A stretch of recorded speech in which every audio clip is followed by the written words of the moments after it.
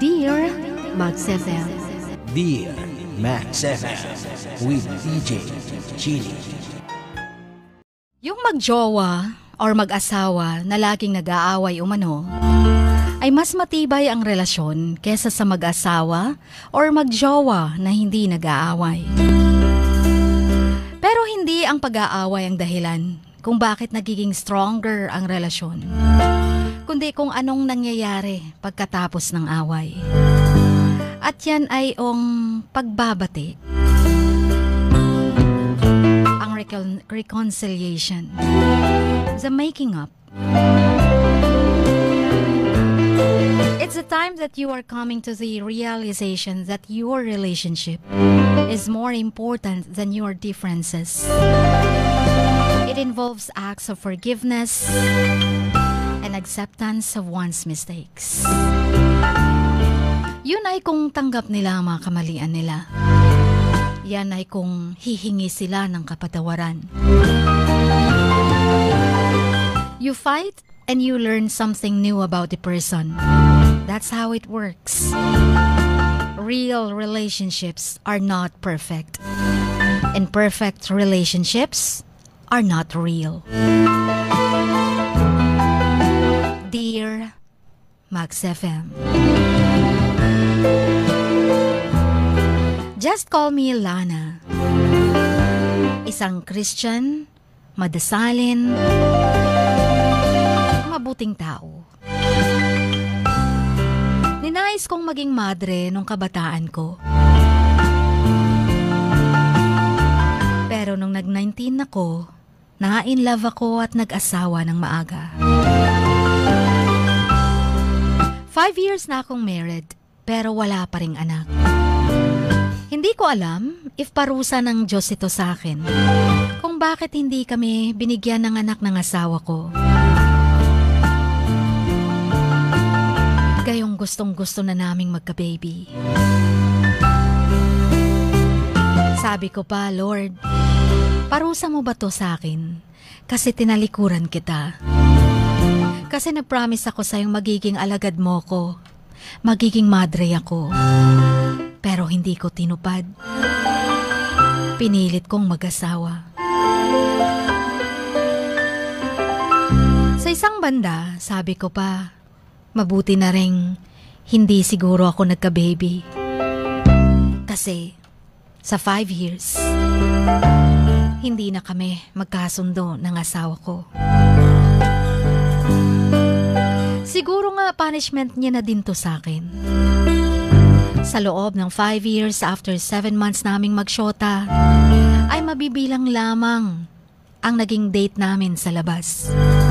Siguro mga 3 times lang sa isang taon. Siguro nga hindi pa matatawag na date yun.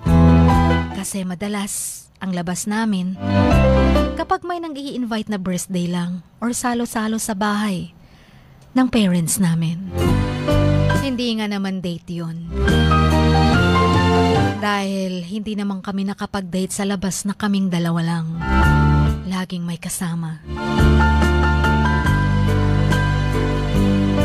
Andaling humupa ng pag-iibigan namin. Na walang magic or spark sa aming dalawa. Nung after a year naming mag-asawa, ay lumabas ng totoong kulay ng mister ko. 19 ako nang sobra akong na-in-love sa kanya. Akala ko, siya na. Akala ko, worthy siya para ipagpalit ko siya kay God.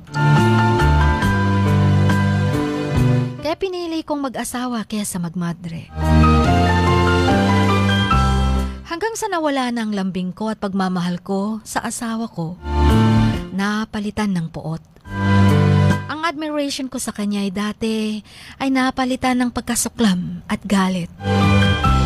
Lalo na kapag maalala ko if paano niya ako pinapahiya sa publiko or sa bahay ng mga magulang ko, kahit sa mga magulang niya. Minsan nga nasampal niya ako sa public. Sa labas ng bahay at nakikita ng mga kapitbahay. Ang dami niyang sinasabing nakaka-insulto na sa pagkatao ko. na akala niya ay biro lang or di ako tinatablan. Pero siya, kapag may mga light jokes, para siyang leon na kahit sa front ng sinuman ay kaya niya akong lamunin.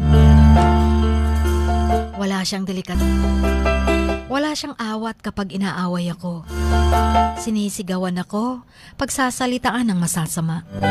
Kaya naman naisip ko, since hindi ko siya makakausap ng matino, at total, hindi rin naman siya nakikinig kapag kinakausap ko, kahit sa anumang malumanay na paraan, dito ko na lang sa Max FM idadaan. Baka pag narinig niya, siya'y matauhan.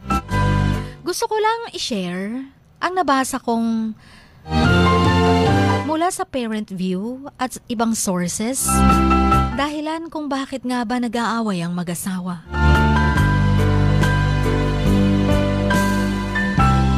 May mga katagang nagpapalala sa away mag-asawa. Tulad ng asawa ko, lagi niya akong sinasabihang, nakakatawa ka.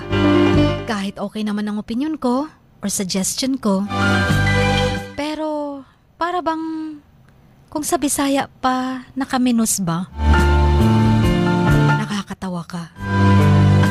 Parang minamaliit ang opinion ko o yung damdamin ko bilang asawa. Sabi nga nilang pagsasabi na tila hindi tama o walang basehan ang sinasabi ng iyong partner habang nagtatalo kayo, ay mas lalong nagpagpainit sa away mag-asawa. Ito ay nagpapahiwatig na pagmamaliit sa kanyang nararamdaman at nalalaman. Sa ganitong pagkakataon, ang maaari daw gawin ay ulitin ang mga salitang sinabi ng iyong asawa na iyong sinasang-ayunan bago ibigay ang iyong kontradiksyon or opinyon. Sa pamamagitan daw nito, mas nalalaman ninyo ang nararamdaman ng isa't isa. Mas makakapag-isip kayo ng solusyon na makapagkasunduan nyo at makakaayos ang inyong hindi pagkakaintindihan.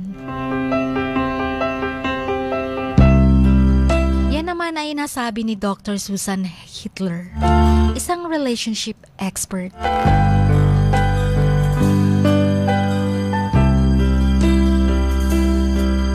Yung pangalawa, pag sinasabing galit ako sa'yo dahil sa napakaraming dahilan.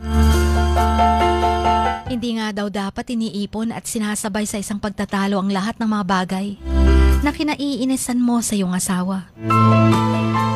Ang pagkakaroon mo ng listahan ng mga reklamo o saloobin ukol sa iyong partner ay mas nagpapabigat pa ng isang pagtatalo. Sabi nga ng isang clinical psychologist, para sa mas maayos na pagsasama, dapat ay sabihin o mapaalam agad sa iyong partner ang isang bagay na hindi mo nagugustuhan sa kanya. Upang ito'y kanyang maayos, magawan agad ng solusyon kung kinakailangan. Pangatlo, yung sinasabihan kang lagi ka na lang ganyan. O kahit kailan, hindi ka na nagbago.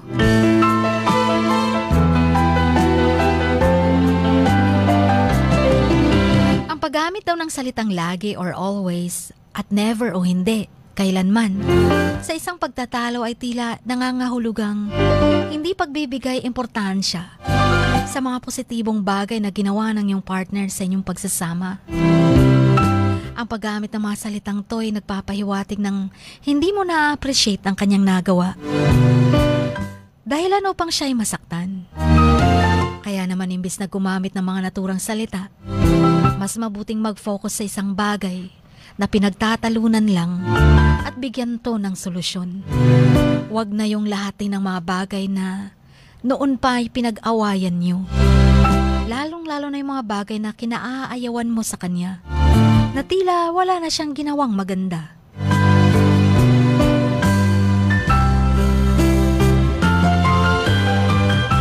Pang-apat, yung pagmumura o pang-iinsulto mismo sa iyong asawa. Tulad ng asawa ko, kung makapang-insulto, akala mo'y perpekto. Ang pagmumura daw o pang-iinsulto sa iyong partner ay mas nagpapalala ng away mag-asawa. Dahil ito ay nagpapakita ng kawalan ng respeto sa kanyang damdamin at pagkatao. Isa rin ito sa nagiging dahilan para kanyang questionin ang pagmamahal mo sa kanya na maaaring magdulot ng iba pang issue sa kainyong pagsasama. Kaya dapat tigilan ng pagmumura, pag-iinsulto sa iyong asawa. Marapat na panatilihin ang respeto para makaiwas sa mas malalang problema at away mag-asawa. At ang panglima, kapag nag-aaway, bigla na lang sasabihin, ayoko na, maghiwalay na tayo. Ang pagsasabi umano ng mga ganitong salita ay nagpapahiwatig ng iyong matinding pagkadismaya. Ngunit hindi naman na ipapaliwanag nito kung bakit ganitong nararamdaman mo. Isa rin tong pahiwatig na hindi mo pinapahalagahan ang iyong mga pinagsamahan. Hindi ka nang hihinayang na putulin na to. Bagamat galit at mataas ang emosyon, dapat iwasan ang mga pahayag na to. Bagkus ay pag-usapan ng mga bagay na nagpapasama ng iyong damdamin upang ito'y masolusyonan at magawa ng paraan. Ang pagiging open, pagiging bukas sa iyong nararamdaman, at malayang pakikipag-usap sa iyong partner or asawa ay isang importanteng aspeto ng masayang pagsasama. Sa pamamagitan nito'y maagap na nasusolusyonan ang mga problema bago pa tuluyang lumala pa. Ang mga hindi pagkakaintindihan, mga misunderstanding, differences or indifferences ay naliliwanagan ng maayos sa pag-uusap. Higit sa lahat, sa pagkakaroon ng respeto sa damdamin at pagkatao ng iyong partner ay napakahalaga rin upang maiwasan ang mga problema sa pagsasama na nagiging daan para lumala ang mga away mag-asawa. Jean, sabi nga nila, the couple that fights the most is the one most in love. It shows they care enough to notice the other one screwed up and care enough to mention it to the person so they can fix it. When you stop fighting, it means you stopped caring. Pero paano ko nga ba patutuhanan ng mga salitang yan? Gayong wala nang kaamor-amor ako sa asawa ko. Gayong hindi naman siya nakikinig sa akin. Gayong lahat ng mga sinasabi ko ay nakakatawa lang para sa kanya. Gusto kong sabihin pagod na ako. Ayoko na. Tama na, palayain mo na ako. Pero pinapahalagan ko pa rin ang kasal naming dalawa. Sana sa mga katulad kong asawa na hindi masabi-sabi ang mga niloloob, mga nararamdaman, hanggang bumibigat na, hanggang gusto nang sumabog. Sana sa pamamagitan ng sulat ko, matauhan din tayo. At lalong matauhan ang mga asawa natin, katulad ng asawa ko. Jean, pasensya na sa kahabaan ng aking sulat. Naway sa naibahagi ko ay may natutunan ng lahat. Maia-apply sa kanilang buhay mag-asawa. At huwag nang pangarapin pang mag-separate lives. Hanggang dito na lamang ang inyong kamags, Lana.